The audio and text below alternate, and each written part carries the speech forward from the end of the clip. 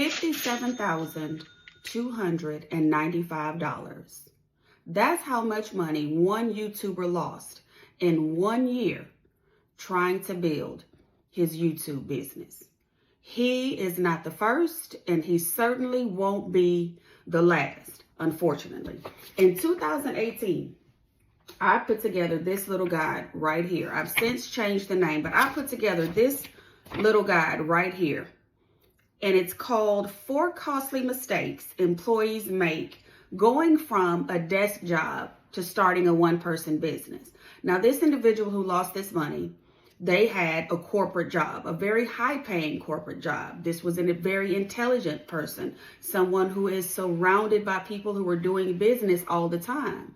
But for whatever reason, when it came to launching something online, this individual thought that in order to be successful, they needed to lose or spend over $50,000 before they had even validated if they were going to be able to make a fraction of that money back. When I put this guide together, I put it together from my own experiences, as well as from the experiences that I had seen working with a few clients. If you would like to take a look at this, I will leave a link for you to read it down below in the video notes. No, you don't have to exchange your email in order to be able to get it. I want to read to you the very first sentence when I talk about mistake number 4. I said, audit every purchase to ensure your business investments make sense.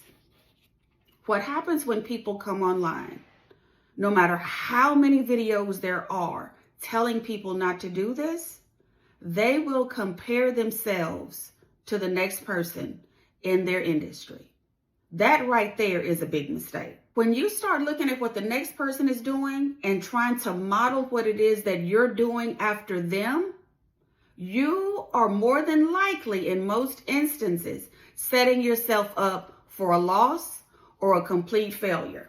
You don't know where that other person's starting point is from. You don't know the resources that they have. You don't know the connections that they have, or any of those things that play a factor in them being where they are, and then you thinking that that is where you also need to be. One of the things that I've always done when I'm looking at business expenses and trying to determine if it makes sense is looking at, am I going to at least be able to recoup this money? And if so, how long is it going to take me to do that? And I will give you 2 examples, 2 very low cost examples. The first one, buying this tripod. This is a 10-year-old little tabletop tripod that I bought. Used it until I literally could not use it anymore. I think maybe I paid $25 for it, maybe 10 years ago.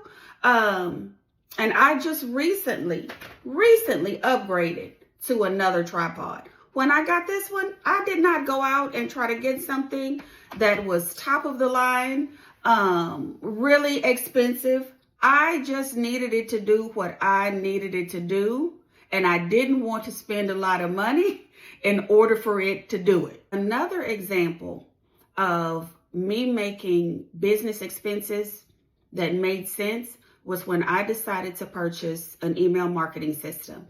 And I didn't buy it for the year because I didn't have the money to come out of, pocket for the full year. So I was paying for it on a monthly subscription. And I think it was probably about $35 per month. But it was great. I had done all the research. I had looked at everybody, who was using it. And it lived up to its name. Now, with that $35 per month, I had made up my mind that I wanted to get at least one speaking gig as a result of having the people on my list and sending out these email messages, right?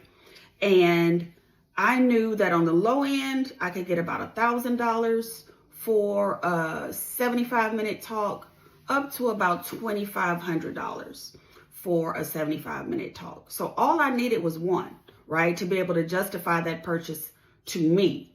Somebody else may have set their threshold at a whole lot lower.